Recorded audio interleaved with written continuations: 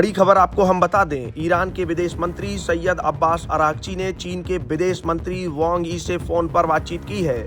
ये बड़ी जानकारी मिल रही है कि ईरान और चीन के बीच एक ऐसी बातचीत हुई है जिसने पूरी दुनिया के कान खड़े कर दिए हैं। सीधे तेहरान से बीजिंग तक फोन की घंटी बजी और इस एक कॉल ने अमेरिका से लेकर इजराइल तक खलबली मचा दी है। बड़ी जानकारी मिल रही है कि ईरान के विदेश मंत्री सैयद अब्बास अरागची ने चीन के विदेश मंत्री वांग यी को फोन मिलाया है। सूत्रों के हवाले से पता चला है कि ये कोई मामूली फोन कॉल नहीं थी, बल्कि एक बहुत बड़ा सियासी उलटफेर है। ईरान के विदेश मंत्री अरागची ने इस बातचीत के दौरान चीन का शुक्रिया अदा किया है। धन्यवाद इस बात के लिए कि चीन ने यूएन यानी संयुक्त राष्ट्र में खुलकर ईरान का साथ दिया है। हॉर्मुज के मुद्दे पर जिस तरह चीन ईरान के पीछे चट्टान बनकर खड़ा रहा, उसके बाद अब दोनों देशों की दोस्ती दुनिया के सामने एकदम साफ हो गई है। माहौल ऐसा है कि एक तरफ अमेरिका धमकियां दे रहा है और दूसरी तरफ वांग यी ने खुले तौर पर यह कह दिया है कि वो ईरान के साथ खड़ा है। चीन ने तो अमेरिका को सीधी चेतावनी तक दे डाली है और इसी हिम्मत को देखते हुए ईरान के विदेश मंत्री सैयद अब्बास अरागची ने खुद फोन करके वांग यी से लंबी बातचीत की है।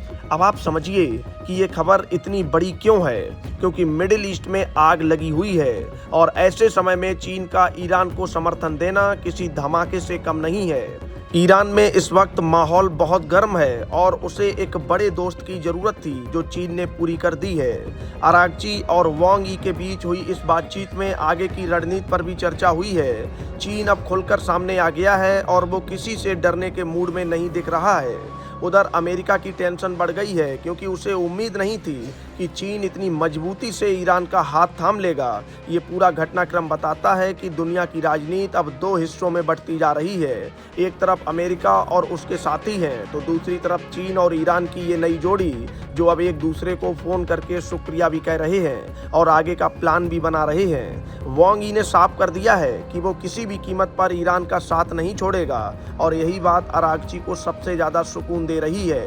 आने वाले दिनों में इस फोन कॉल का असर जमीन पर भी दिखेगा, क्योंकि जब दो इतने बड़े मुल्क आपस में हाथ मिला लेते हैं तो पूरी दुनिया का नक्शा बदलने लगता है। ईरान के विदेश मंत्री सैयद अब्बास अरागची ने साफ शब्दों में कहा है कि चीन जैसा भरोसा उन्हें किसी और पर नहीं है।